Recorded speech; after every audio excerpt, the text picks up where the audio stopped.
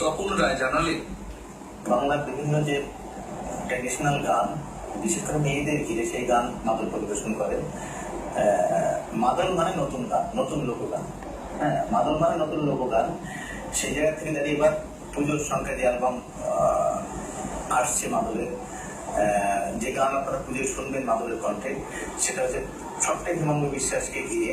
হেমাঙ্গ বিশ্বাসের বিভিন্ন সৃষ্টি লোকগান নিয়ে, যেমন তিব্বতী গান আছে, এখানে চাইনিজ গান আছে, মঙ্গোলিয়ান গান আছে, সাঁওতাল বিদ্রোহের গান আছে। এরকম ধরনের 8টি গানের সংকলন গান ছিল।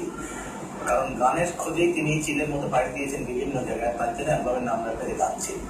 এবং পুজোতেই এই গান আপনারা শুনতে পাবেন বিভিন্ন জায়গায়।